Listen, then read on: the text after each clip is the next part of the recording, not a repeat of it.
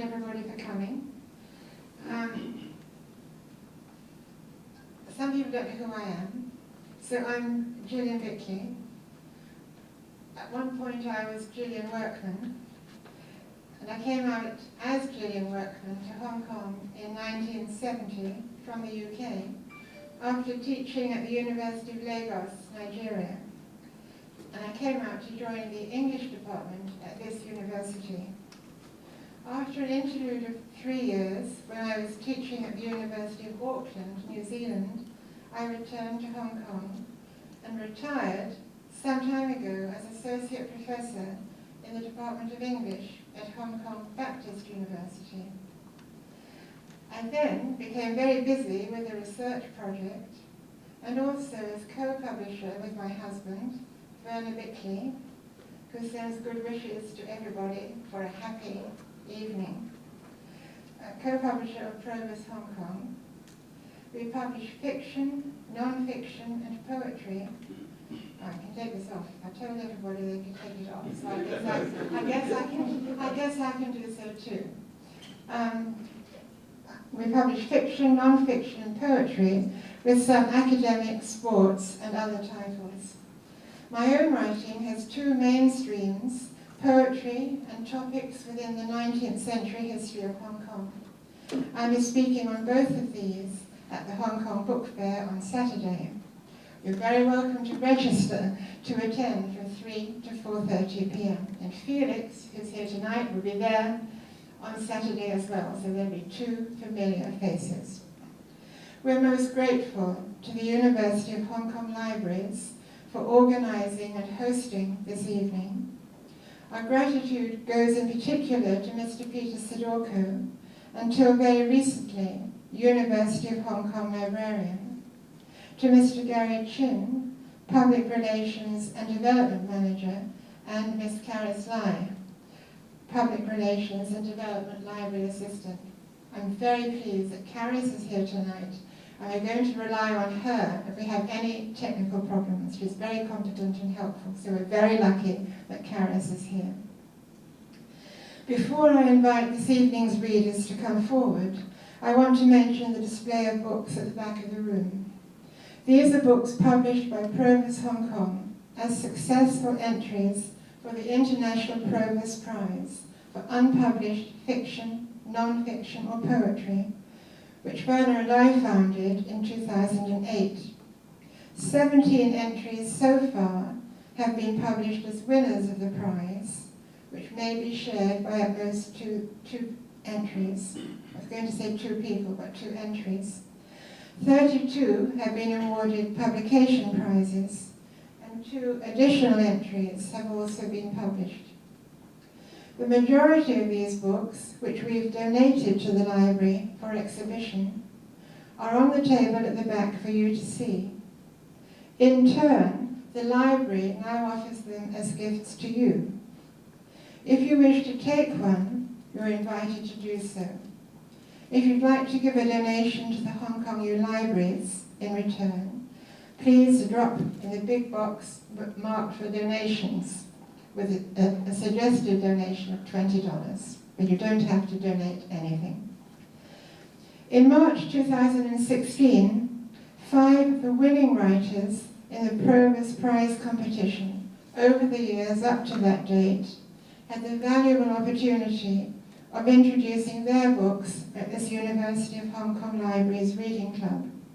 And you can see the video of that event on YouTube from the Library Reading Club webpage. In 2016, Verner and I founded a second prize, the International Proverse Poetry Prize for single poems. Successful entries appear in an annual anthology, Mingled Voices, the subject of this evening's event. And now it's the turn of some of these poets to share their work with you and with each other.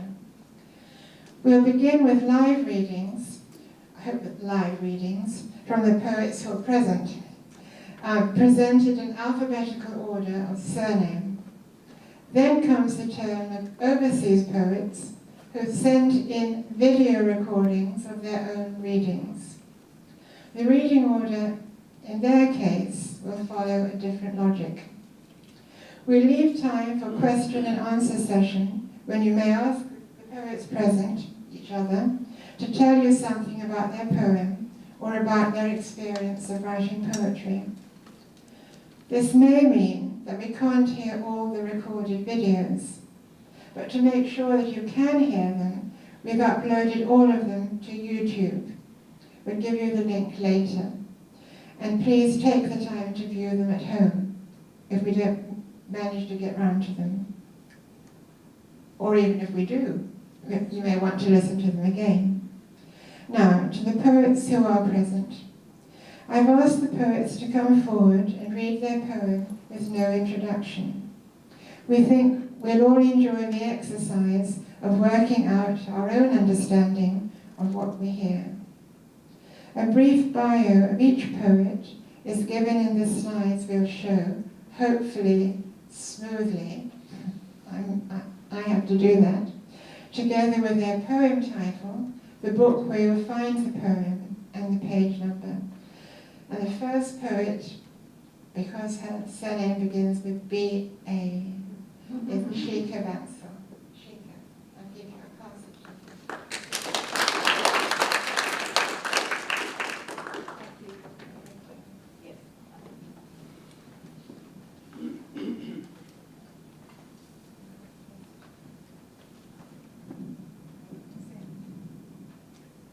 Shika Bansal, never alone.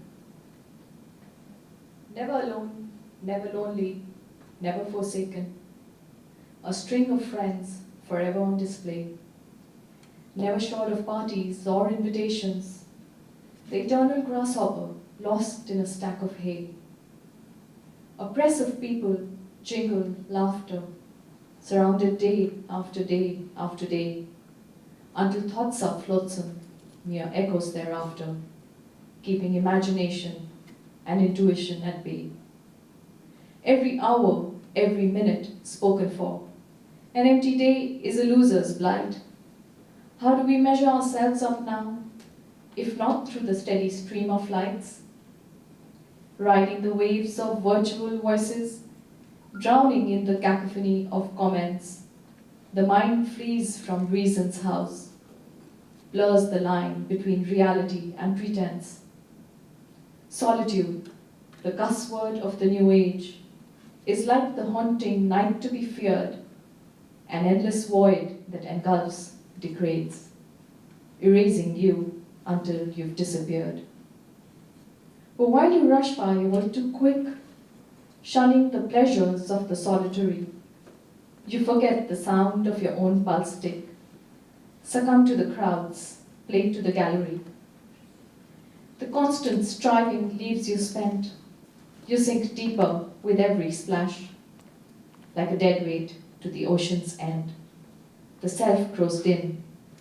It turns to ash. Thank you.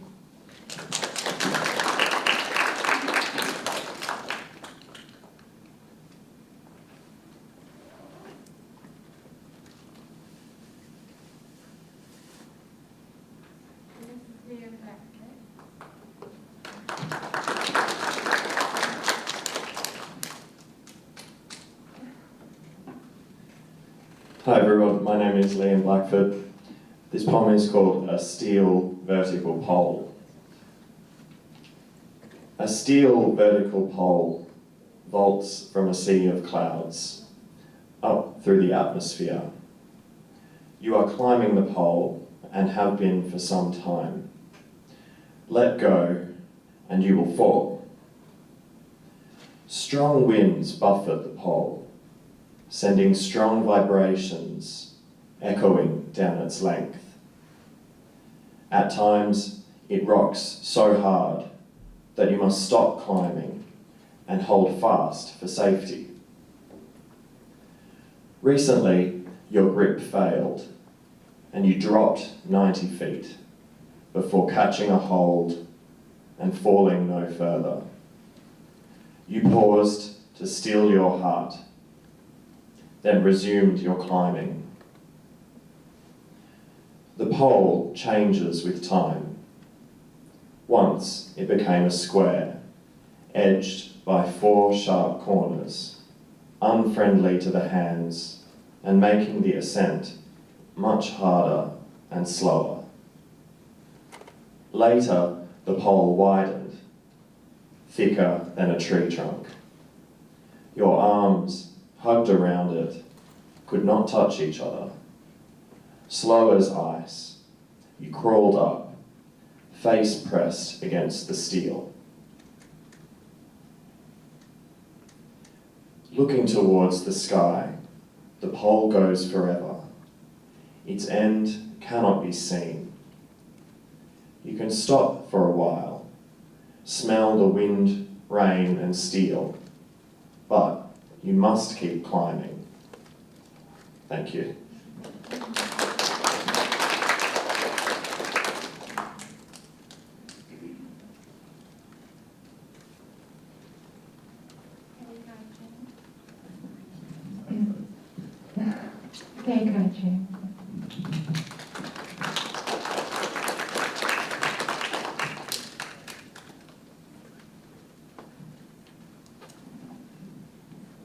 Good evening, I'm Pei Kai Chen. I wrote the poem originally in Chinese and then translated by my old friend, former David Hawks, professor of Chinese at Oxford.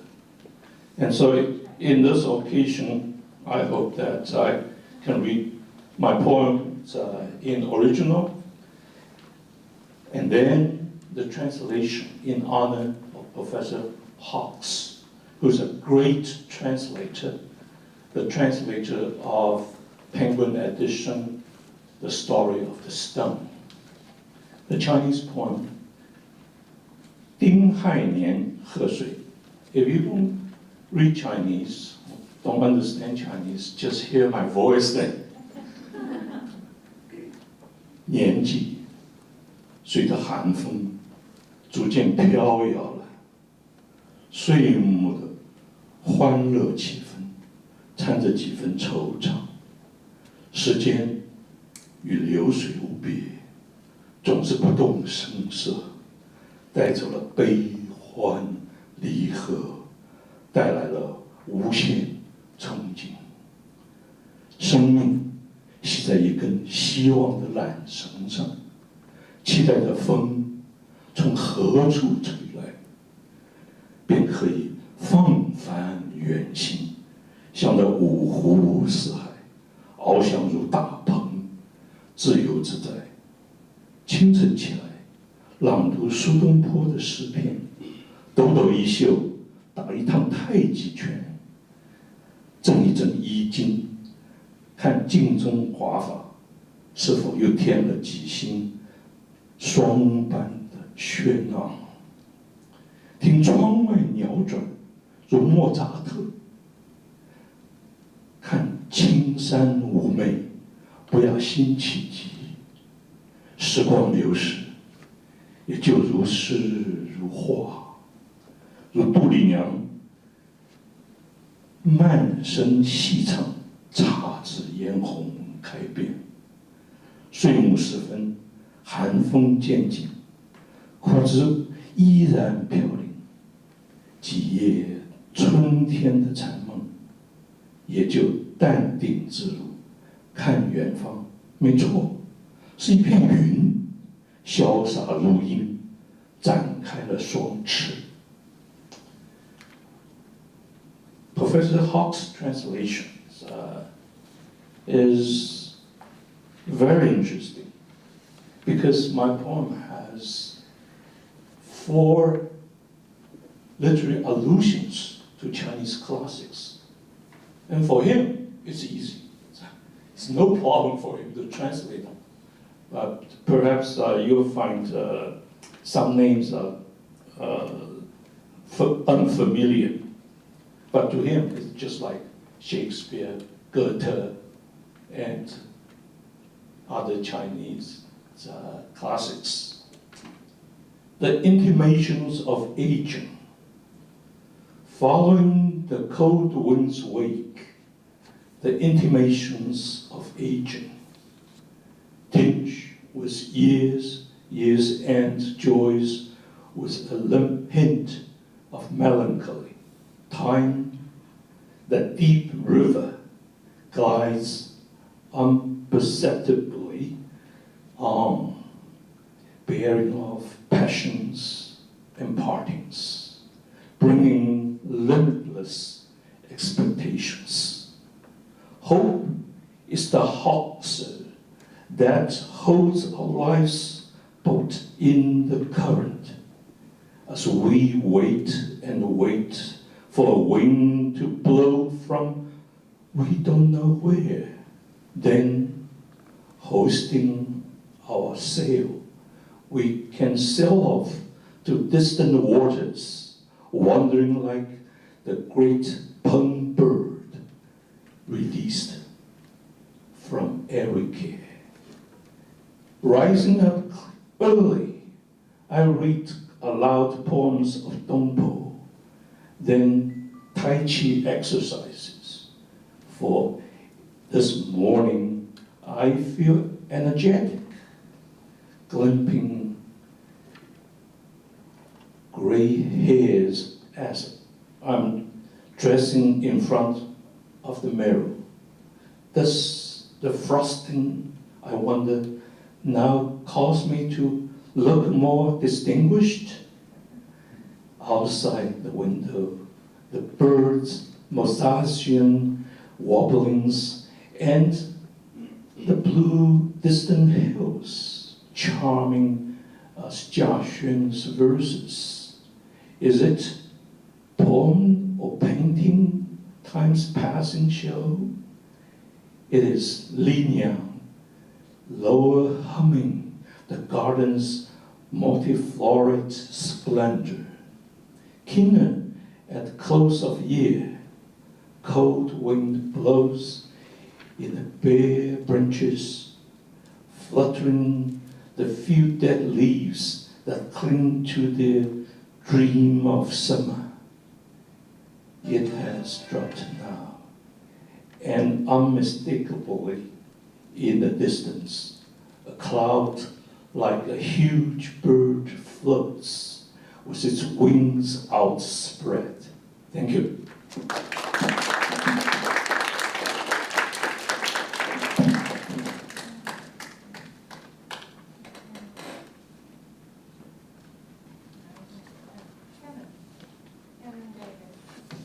Kevin David.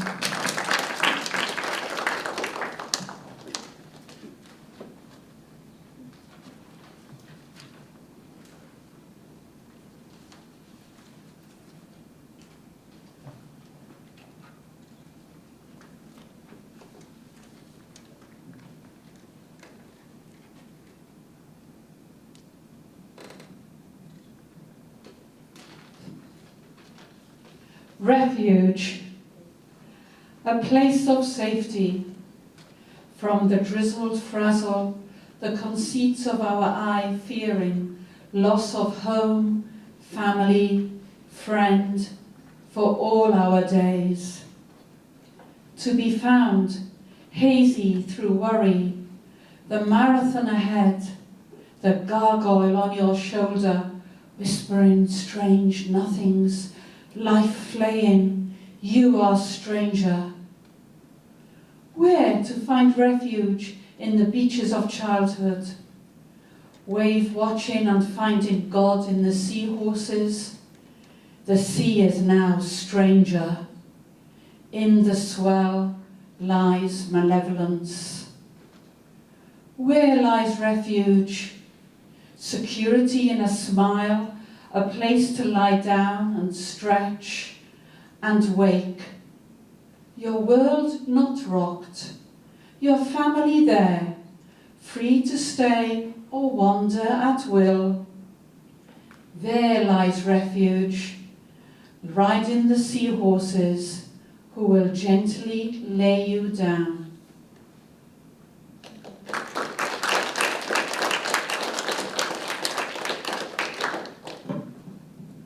Thank you very much, Helen. Thank you. So, Ahmed, how much now?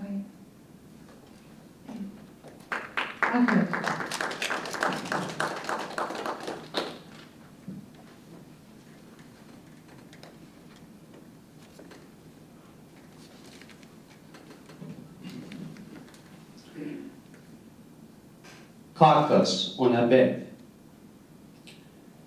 Beyond the wrinkles on your skin, old love, first love, new love, impossible love, imagined white dove, lies my eternal fall. Beyond your pale, ghostly figure, merciless eyes and cruel goodbyes, lies you and my unappeasable ghosts. The ghosts of moments I missed, of words I never said and lips I never kissed, of abandoned streets I still walk, of statements that put an end to talk, of intimate, close spaces I never saw, of turbulent life stages I never lived, of a carcass that kept me forever obsessed. Beyond the wrinkles on your skin, ancient God, mandate from above, inevitable course of legend and law, lies my eye to me, lies my eye beyond me, making love, unbelievable love, to my unappeasable ghosts.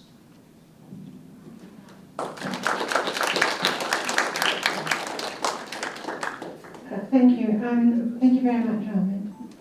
So Daniel Hamilton is moving house. He apologizes he can't come. Sadie. So Sadie, unexpectedly, it's your turn now. So Sadie Kay.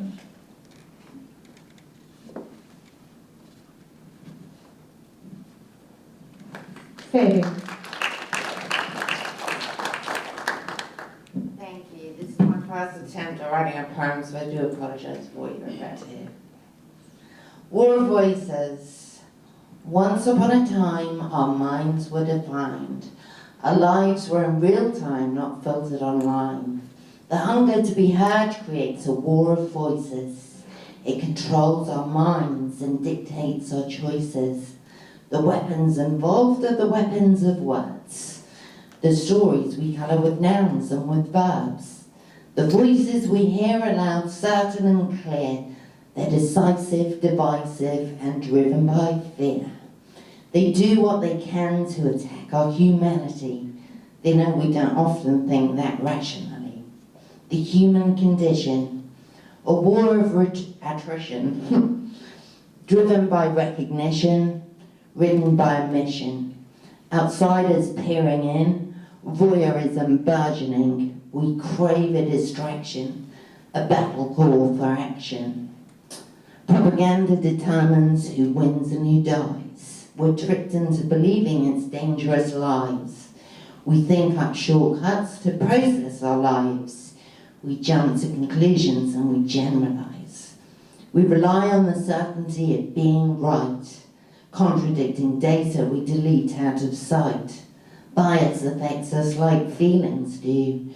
It misdirects us from experience too. No wonder we're drawn to unsolvable mystery. We're all mental slaves on the wrong side of history. Pulverized and polarized, we bullied our red lines. An innocent pastime to be the daily grind. And that is about a third of the way through the poem. It goes on forever. Sorry, yeah?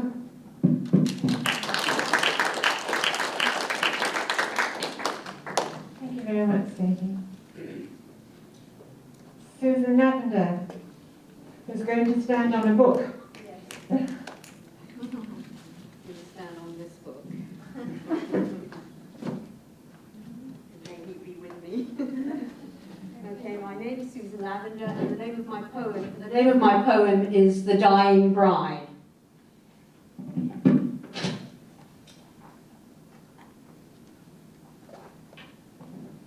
Once again, oh, sorry, I'm supposed to take the mask off. Sorry about the full start. Okay. Once again she stands ready to meet her groom. Ever less steady, she awaits her inevitable doom. She recalls many moons ago, the first time. No father to defend her, she yielded to his salty slime. A child bride, buoyed by enthusiasm, virgin, pristine, ravishing, not ravished, shiny and clean. This year, as each year on Ascension Day, they renew their vows, stooping ever more arthritically to her Lord and Master she bows, as a wedding ring drops in water to the crowd's applauding roar. It's just one more briny notch on his ancient score, against his now aging, yet ever elegant whore. She's no longer a maid, she's simply decayed. She's ravaged and raped, she's battered and bruised. But as he devours her, seasoned with salt, he's quietly amused. Giant cement hands prop up her osteoporotic plight, but they can't withstand her gradual crumbling, sinking out of sight. He says, "Surrender to me. Can't you see I won't let you stand taller than me?" He persists. Faithful as always, she can't resist. She says, "I choose not liberty, but thee." She has no choice. She has no voice. He doesn't want her above him. He's dragging her down slowly into his lagoon. He wants her beneath him, to be submerged very soon. Venice, bride of the sea, abused wife of the sea, soon to be a drowned bride city under the sea. Thank you.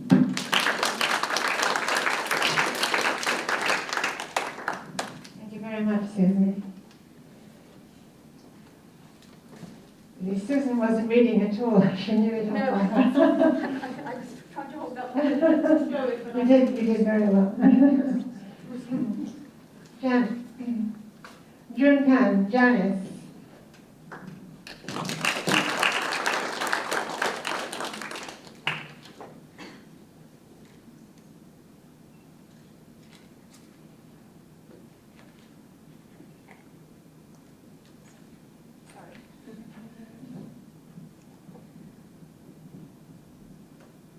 Escape, pastoral.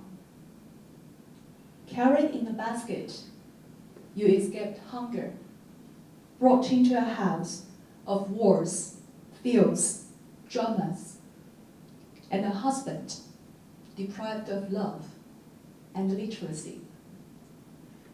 The tattoo carved into your wrist became the only word you recognize, the only window to the outside world that you fear, dread, yet eager to embrace.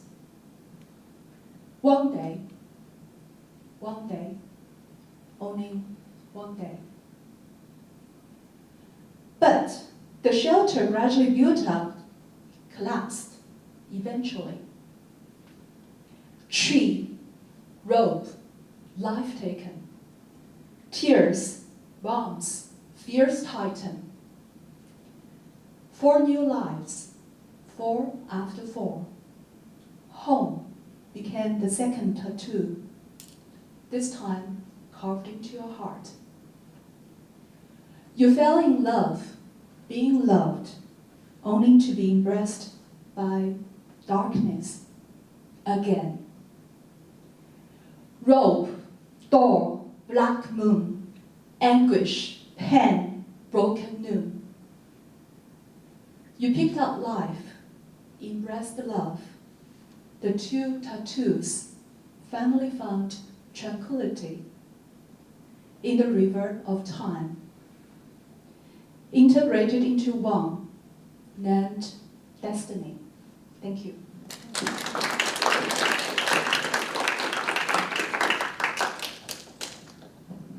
Thank you, Janice. So, Raji, it's your turn.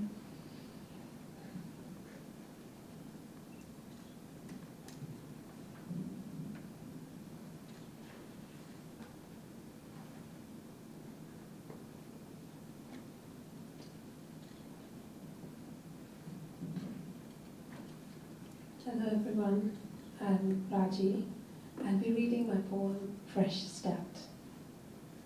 Seasons change, times change, bidding adieu, welcoming the new, looking for pristine possibilities, wheeling it over. The gentle breezes ease out a very soothing farewell as the leaves gently glide down from the thick tree tops. Bright-colored seeds and leaves warm up dormant dreams and deck up the dawning hopes deep, deep within. Revisiting the dream lanes, coloring the long-lost thoughts, wishing for a time freeze of ever-loud moments. Life is all about walking past with good old times, racing forward with aspirations, hoping for prayers to be answered. Thank you very much, Verner. So, Jose Sevilla is going to read a different poem. He's going to read My City. Thank you, Julian.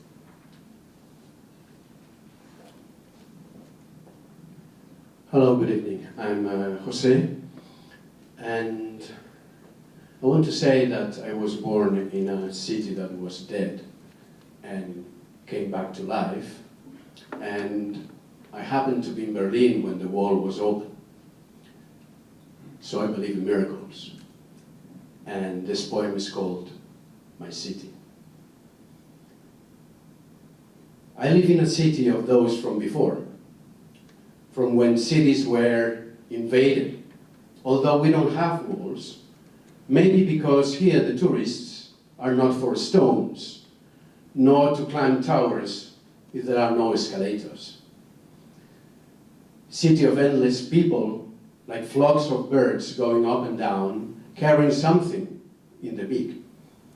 Dressed in different colors, like countries in a map. How different everything when you cross a border and colors are gone. I also go up and down with something in my beak, with blank words and leaden words. When my mood is not charitable, I take the bus and stand up in the exit, as if instead of going to the office, I was going to destroy the Tower of Babel. But most of the time, I normally take the tram because it's made of wood and iron, and because through the window, I see myself on the sidewalk on top of a horse, saying goodbye over and over to Miss Clementine, who decided to stay and wants to be a teacher. In Afghanistan or Nigeria, they could kill her for that. But this city is from before, and a man can still have a dream and leave galloping. This city is so much from before that it has no color in the maps. We don't have walls, but we are left on our own. I look up at the sky, and the storks go past. Thank you very much. Thank you very much, Jose. Louisa Tenau. Louisa.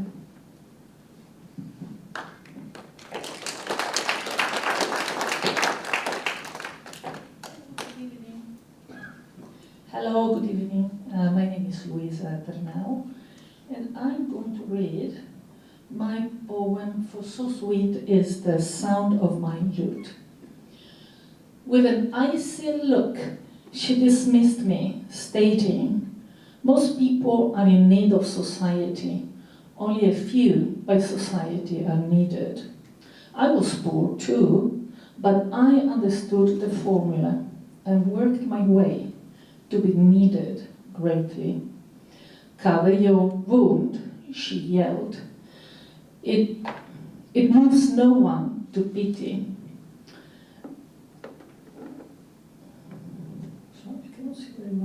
Cover your wound, she yelled. You obviously made it yourself. It moves no one to pity. Thus, in my youth, I was harangued by a passing courtesan while begging by the main gate for me and my siblings. Now I wander from castle to city, from city to castle. I play my lute in beautiful halls where rich tapestries hang from the wall, mostly obtained by the killing of many people that in life may have been needed or not. Certainly, their lot was to die in a battle not fully understood and be swallowed into rapid forgetfulness. I do not sport a self-inflicted wound now. I do not need to elicit pity to get more coins. But in my sojourning abroad, everyone runs to hear my lute. Thus, I lost the shack I called home, where my siblings were waiting for me. In the notes of my lute, I can only but dream of it. Just the hope to play in heaven after all these wanderings makes me go from castle to city, from city to castle and beyond. Along the path, I may stop and play my lute to the trees while I watch the sound reaching for the sun. Thank you. Thank you very much, Louisa. Louisa is actually the last live reader because Bibiana apologizes greatly. She's suddenly got a dinner, a business dinner she has to go to in Chim Sa Choi, starting at 6. So there was no way whatsoever that she could do both things this evening. So she apologizes to everybody. So thank you very much to all poets present this evening. Thank you very much. We're now going to look at recorded readings from around the world. I think in that order. If we don't, as I said before, if we don't have time to hear all of them, please listen to them at home. I'll give you, there's a strip of paper there with the link to the YouTube, okay, playlist. Yes, I see Karis coming in case I need help, which I may. Yes, so that's the YouTube link. That's the channel link, but there's a specific link to the playlist as well. I do have a slip of paper on the table over there. You can pick it up later. Okay. An extremely long playlist title. I have made it live already, but at the time I did this, it wasn't live, so I just had to give you the whole title. So now let's listen, if I can manage it, with Karis's help, to the readings. Hello everyone, I am Maria Elena Blanco. I was born in Cuba, but I am greeting you all from Chile, on the southern hemisphere, where I spent half the year, the other half being spent in Vienna, Austria. I would now like to read for you my poem, Waiting for Ulysses, which is on page 42 of the Mingled Voices 4 anthology. Waiting for Ulysses. Waiting for Ulysses is the title of a poem, a mode of pretending, a manner of discourse, not a matter of fact. It is a wink at Beckett, a bow to Gaddafi, a laugh with Joyce, hardly a real laugh. We know how it all reads. No exit, lost illusions, dangerous relations. It is all but literature, and it is all literature, whereby we're done with waiting for, waiting out, waiting on, waiting by, and just plain waiting. Waiting for Ulysses, I am not waiting for Ulysses. He is coming to me and no other gods are there to save him. He has some business pending here at Siren's Reef, having to do with cleansing his bad name, his bad habits, his bad breath, his bad karma. Sly of mind he is, haughty his tone, a tinge of red still on his hands. He'd better heed the call, thinks he reluctantly, lest he once more awaken the wrath of Zeus. Slightly distraught now, he hears voices. I am Circe, bent stark naked on catching the ideal husband. I bring you fantasies. Mad and drunk, you revel in my sultry night games. I am Nausicaa, secretly dreaming of the ideal husband. Chaste, I give you just a glance of me. You are enticed, but move on and bask in your own pleasure. I am Calypso, offering bed and board to the ideal husband. I charm you with my songs. You buy our wedded bliss. Later, get bored, long for Penelope. I am Penelope, waiting for the return of my ideal husband. I keep our vows, surrounded by my lovers. Distrustful, you come back in disguise. I am Athena.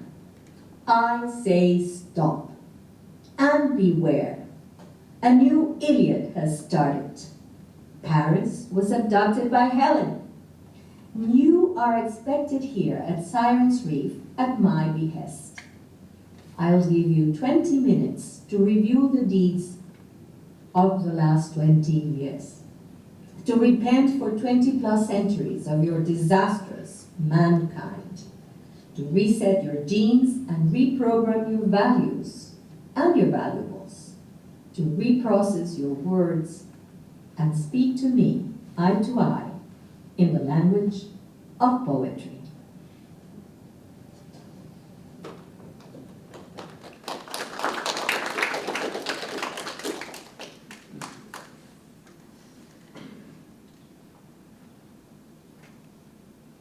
Hello everybody, my name is J.P. Lindstroth, and I was invited by Julian Bickley and Verner Bickley to read my poem, Boarding Up My Heart, for the anthology Mingled Voices. I'm also the co-winner of the 2019 Proverse Prize. So thank you to them. This poem is a dedication to Native Americans and victims of the boarding school system. Boarding up my heart. I remember seeing Mama. She told me to be brave. My little sister and I left with them, thunder in the air. She said it would be okay as tears streamed. I never understood why, her long flowing raven hair. She was my mama, quiet, humble, never drama. They cut our hair, they made us wear uniforms. They made us speak the English. No Ojibwe, none. They made us say, yes sir, yes ma'am. I could not speak, only stare. I tried to hide my sister. We hid in a closet upstairs. We whispered to each other in our tongue. I would not speak to the whites. They would beat us. I remember Mr. No, Mr. No, Mr. No, Mr. I refused to speak, I was silent. There was no words, there were no words, thunder in the air. There was a crow cawing on a leafless tree, and I stared at it through the window all school day. A black crow as the steps moved up the stairs in a long creak, creak, creak. I wrote letters home, no answers, alone. Letters home, no answers, alone. My mama promised she would write. alone, my thoughts racing as on a velodrome. My relationship with Mama never the same, now no government to blame. Priests and nuns in their private, secret, wicked ways.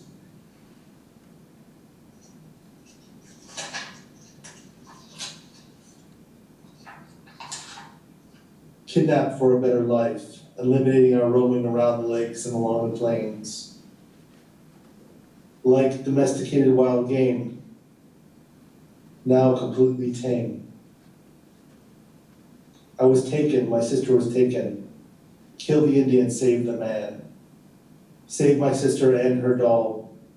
It's sewn on lips, it's button eyes. My own fortitude unshaken. I taken, my sister taken. Forsaken forever and forsaken. The poem was actually based on an account of the peace activist and American Indian movement activist Dennis Banks. And he was Ojibwe. His Ojibwe name was Noah Komik. He passed away in 2017.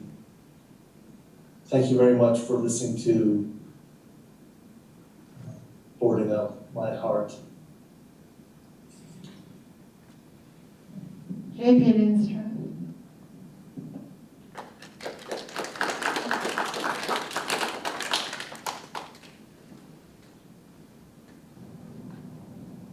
Hi everyone, this is Eden Young. I'm living in Shanghai, and I'm a Chinese poet writing both in Chinese and English.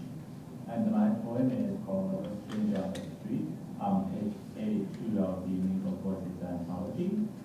So here it is. A stranger on the street. He has been here since the time the city started to gentrify itself, bidding a hasty goodbye to its dubious past. And people still believe the idea of a home. 10 years maybe, or even longer.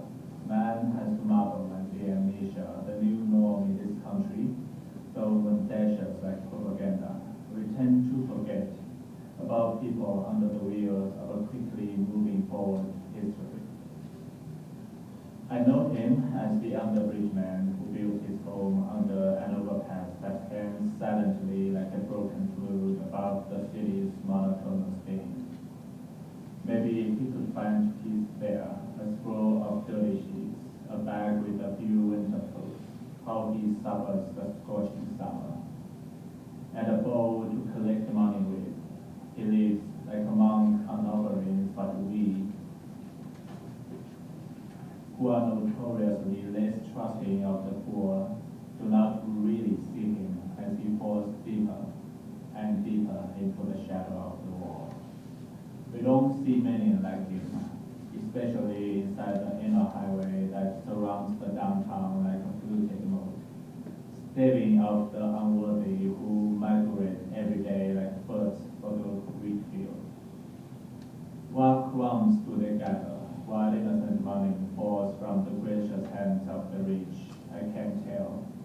There must be another way of living, a harsher way that will bend most of us like a twig in winter, just snap us away to make room for the next generation of more practical men.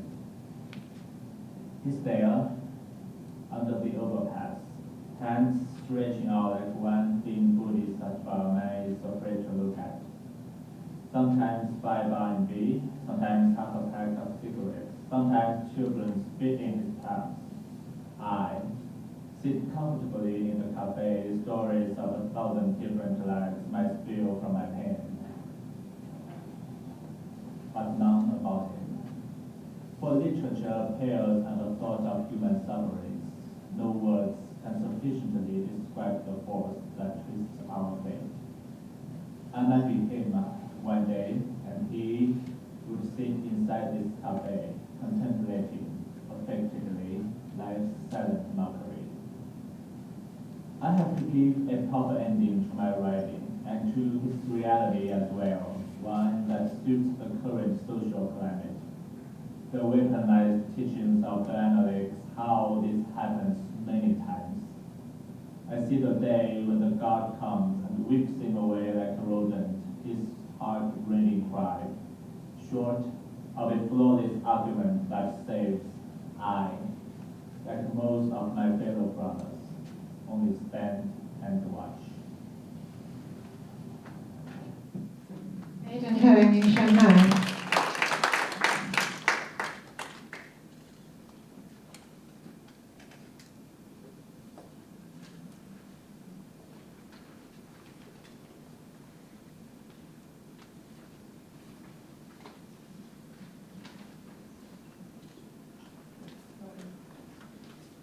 Sorry, we've jumped to Jack Mayer.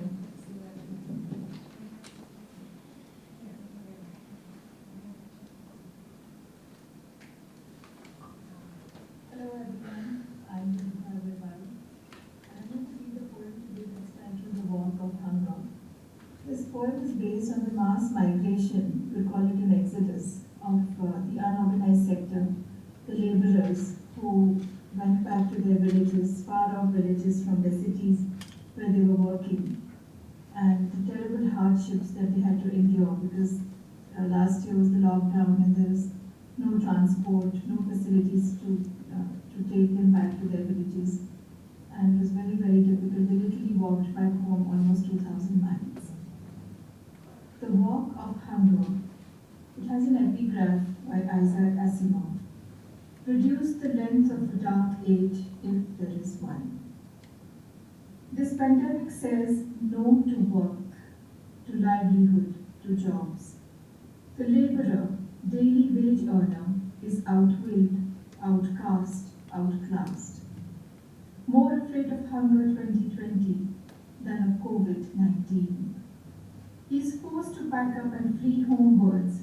He doesn't know PPE from hydroxychloroquine, ICUs from CCUs, lockdown from quarantine. All he knows is the panic and the distance in inches to a heaven called home. A village hundreds of miles away from his urban forays, where an earthenware pot keeps cool drinking water, millet threads go down well with white butter and jaggery. He knows the walk could kill him, but walk he must, bent, burdened, hurt.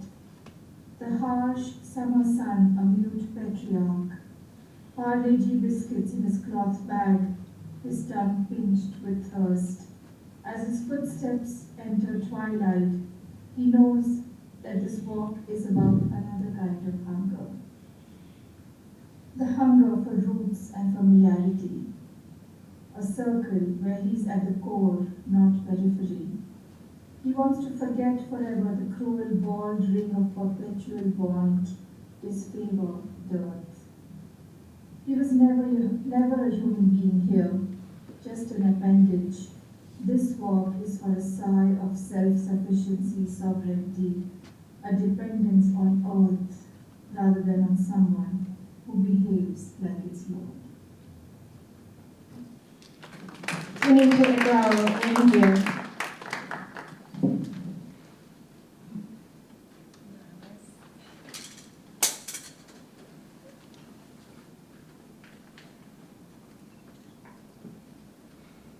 This poem was inspired by my bird feeder. I am a god to the birds.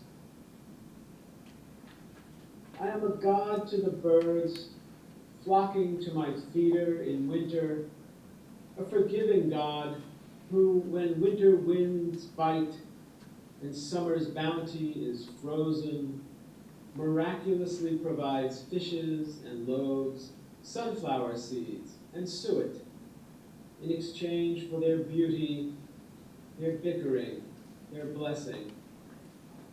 They cannot know how I praise them through the glass, astounded that they can fly and I cannot. That for them fear is so ordinary, so transcendent, that they proclaim the glory. When the winter of my soul chills When the fruits of summer are exhausted, I turn to holy books to peck at their words for seeds of truth, for sustenance, for exaltation. I revel in the mystery, the prayer that a God behind the window loves me enough to feed my soul.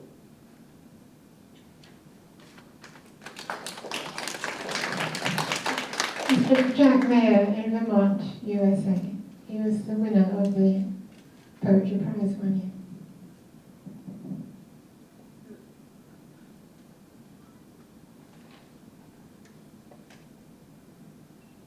Hello to everyone. I am Carol Flake Chapman in Austin, Texas, and I'm reading this to you from the Hill Country in Central Texas. This is called Under the Blue Tarps. You could probably see them from space, the tarps that cover the broken rooftops, some from bombs, some from wind and fire, the patchworks of blue that pinpoint disaster. I've seen them filling in the blanks of the burnt orange tiles of Dubrovnik just after the siege, when the mortars left craters on the shining marble streets. They were everywhere in New Orleans, covering the holes where some escaped from attics, using axes and butcher knives as the waters rose and it was life or death. In the town of Paradise, they blanketed the smoking ruins of dreams and lives lost or interrupted, and what was left of the promise of always good weather. After fire, hurricane, tornado, or flood, they arrive as shelter from the storm, suggesting that camping isn't so bad and that the sound of rain on plastic is pleasing. If not anchored, the ends of the tarp flap madly like manta rays finding themselves on the beach, these inorganic, unlovely stand-ins for real cover, supposedly temporary, but often there till they rot. I imagine that someday we will all know that fake blue above our heads that flaps and fades in the sun as we lose the sense of safety we thought we held as the waters kept rising and the winds kept blowing. So, Carol Flake Chapman, Austin, Texas.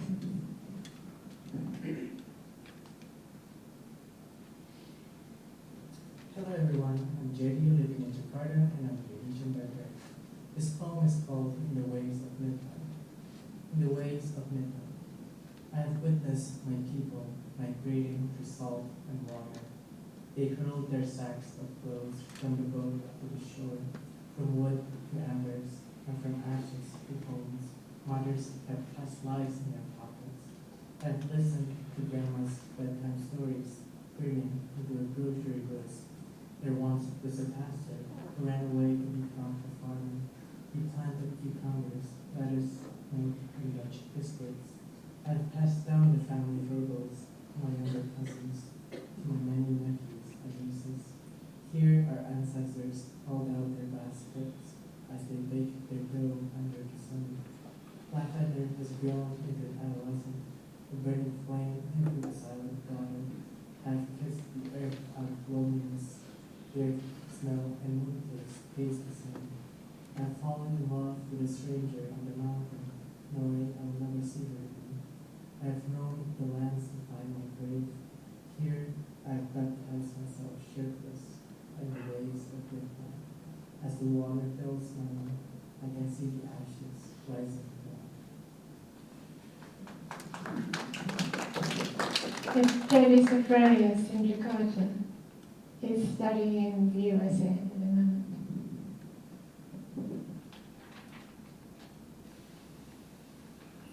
Hello everyone. Greetings from Adelaide in South Australia. My name is George Watt. I'm here to read one of the poems selected for Mingled Voices 5. The poem is titled The Blackbirds of Cooper Place. This is an intensely personal poem for me because I wrote it after my mother passed away. One of the things that she enjoyed doing more than anything was in the early morning or the evening to sit outside and listen to the blackbirds sing. The blackbirds of Cooper Place. Doesn't she look beautiful? No, she's yellow, grey, skeletal, a corpse, dead, just dead. Run, run from rest and peace, Etal. The blackbirds too look lost. Who will sweep up the mess left on the long path to the road? The price of worms, the price of song. Twice a day she'd sweep it back to the beds, but they'd wait in the jacaranda tree or the ancient pepper tree till she turned her back, and they'd drop and scatter again. On still, warm nights, we'd sit on the deck, hoping the mosquitoes would stay away, and sure enough, the plaintive song would come, notes hanging in the calm evening air. If you could grab them, hold them, we would. Instead, we try to find her location, pin her down, and just as we think she's there or there, her notes rise from another place. The song is never quite the same. Shadows alter, a cricket might chirrup, or my chair creak and try not to make a human sound. Now, when the blackbirds sing at Cooper Place, you will not be there listening. But I can't escape the notion that you are there, inside their song, part of their love of evening and joy in spring. Oh, I don't know if I haven't, but I do know this. We three are infinitesimal notes that join a great chorus, the music of the spheres, and its baffling harmony, no beginning, no end. But for now, Coda, I'll go and sweep the path.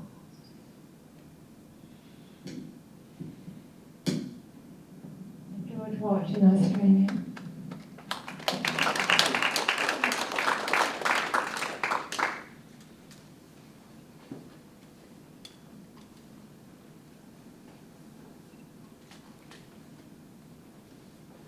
Hello everyone, I'm Thea Bichelot, living in Brisbane, Australia, although I was born in the Netherlands and grew up there, coming out to Australia in 1953 with my siblings and my parents. English is therefore not my first language. My school-age memories are therefore in Dutch. My school-age songs and favourite poems are in Dutch, but my children and grandchildren are thoroughly Australian. The poem I'm about to read to you arose out of the hymn composed by Martin Luther when he broke away from the Latin Mass. It's called the Reformation Hymn, and because it reminds me so much of my mother, I decided to write this Reformation poem about her primarily and my memories of those school days. So I'll read to you the Reformation, although the title I've given it is just Reformation. A mighty fortress in her chair, my mother sits, exists. Within her room, her square, she chats about her skin, her hair, the home she missed when this became her unit. Her unitary state approved, though she's the keystone of our art, could never be extracted. She's removed, the solitary matriarch. The strength comes from within, her base, our family tree of old, possession still of her antiques, kind face, a stubborn faith, foreign Dutch place, made up some chairs, bed-end papers with mould, piled up where they might fit. Things not for use, or not for her. A stack of memories, an image, a way things never were, while she was still that personage. Her children's kids provide a cause of satisfaction or disdain. Their gifts are like a cookie, the silent pause when they don't come, the source of casual pleasure or deep pain. That is, this she won't admit. Her photos serve as proof complete that once she had once a life, a house, real bricks and mortar in a street, was once a valued wife. As chaff before the breeze she's blown, away from usefulness and roots, her house pulled down, the children grown, walled off from life, she sits alone. Her memories, her servants, idly puts another bouquet near the bedside phone. Between the present and those gone, she flits. A mighty fortress once, now just a ruin. The ancient landscape of her life befits the castle of a queen deposed too soon.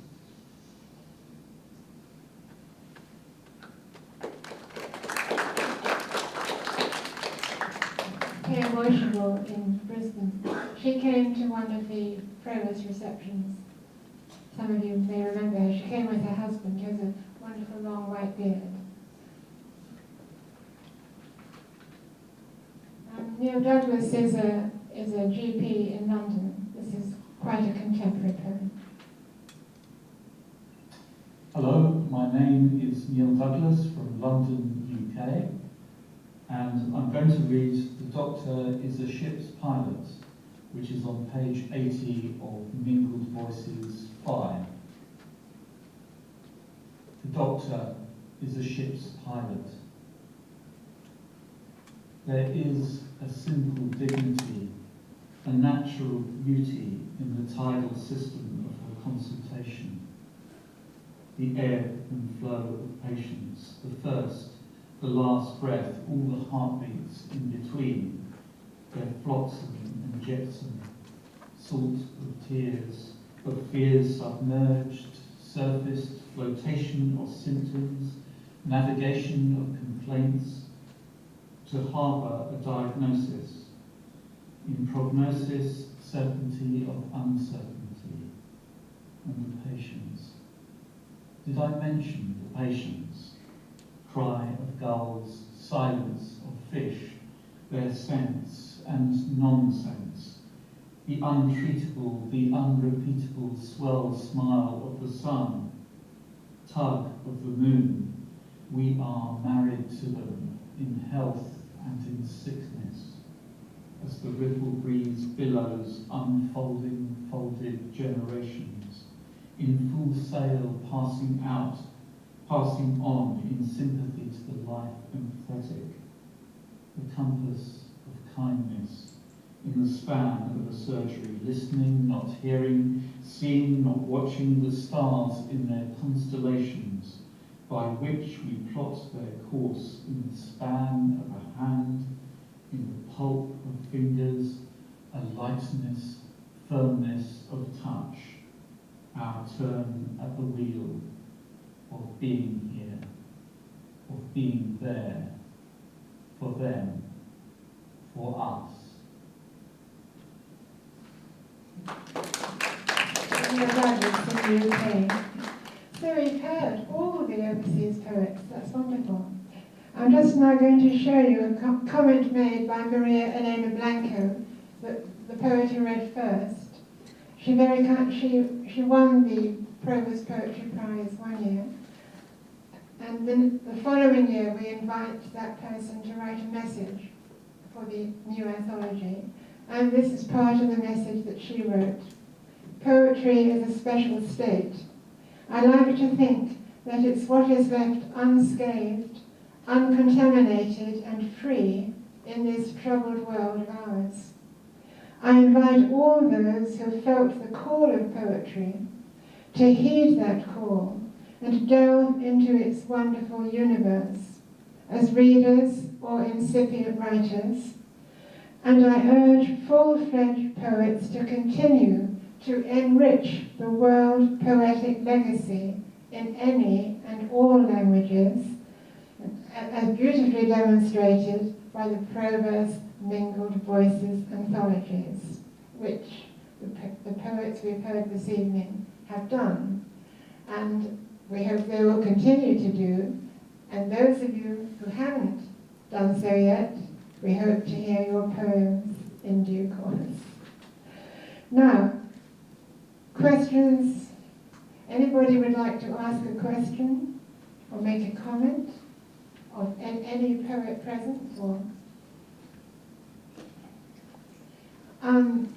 if people are thinking, I will ask a question because it's very, very easy, but I'm going to ask Liam a question. So Liam has a very interesting discipline in that, well, you will explain it yourself. So Liam has invented his own form, and he keeps very strictly within that form. And I'd like Liam to tell us why he chose that form and why he finds it so very useful. Thank you very much for asking the question. The poem that I read tonight and all the poems I write follow a special form. The poem has 6 stanzas. Each of the stanzas has 6 lines, and each line has 6 syllables.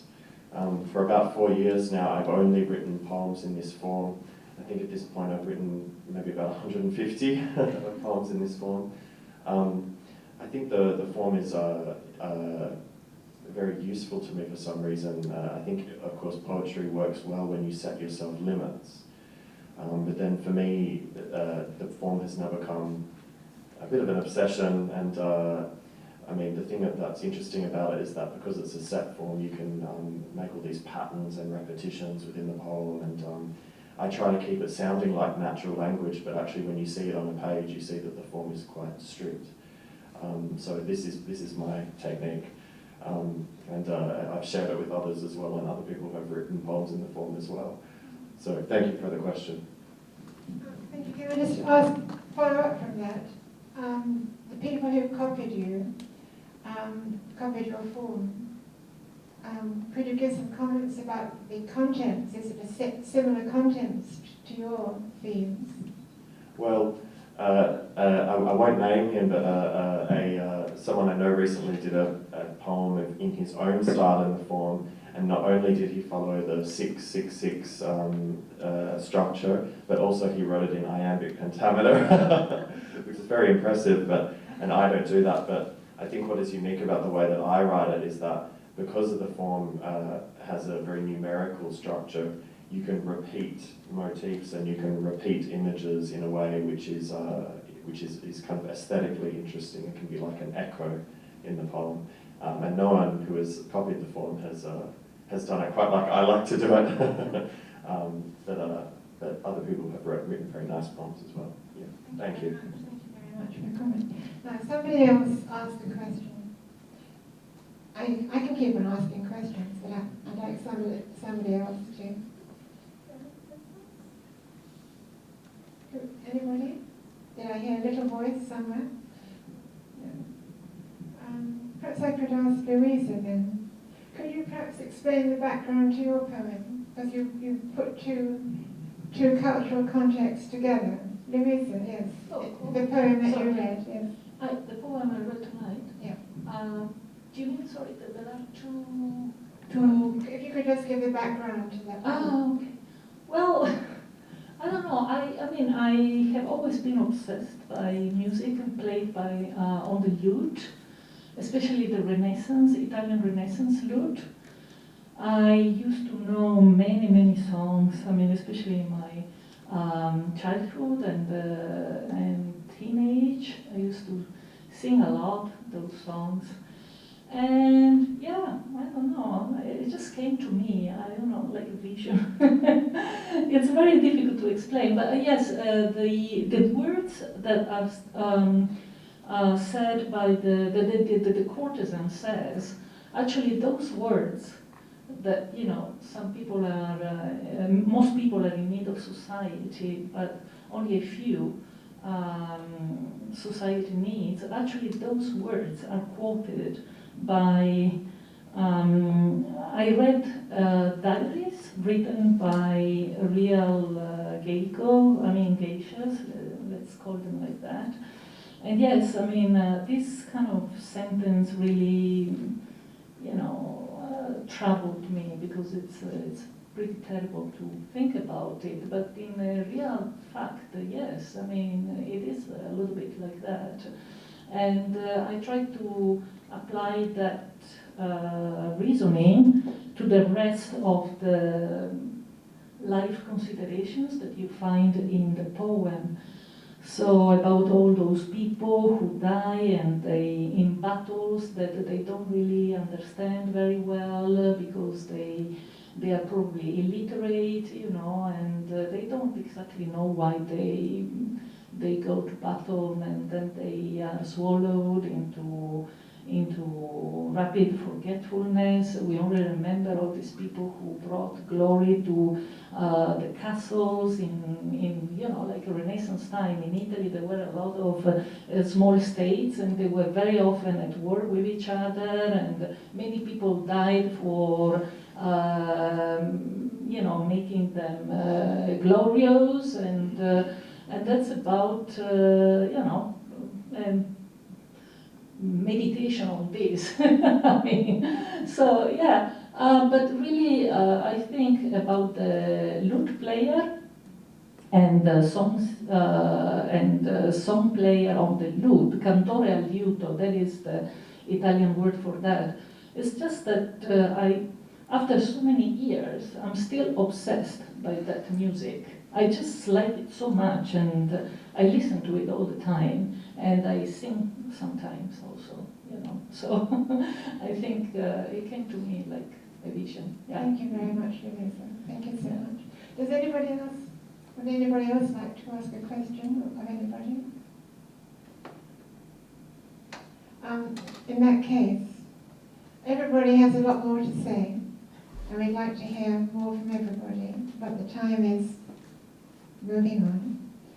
So I'd very much like to thank all of you for coming. Thank you very much to the poets who read, your answers to questions. Thank you very much to the audience. We hope you will take a look at the books at the back. Some are free, or a donation of $20, and the others are the books of the evening. So we have Mingled Voices 3, which is on the table where you may give a donation or take it for nothing. And Mingled Voices 5, which is the newest version, is on the other table, and there's an honesty box. The price is $98. There are $2 coins, so if you put $100 in, you're free to take $2 out. But please monitor it yourself. And I hope you will take some, because I have to carry them away this evening. And I can't actually manage to carry all of them. So thank you very much, and please take a look at it. And thank you very much to Karis for being so very helpful and steering us through quite smoothly. Thank you very much.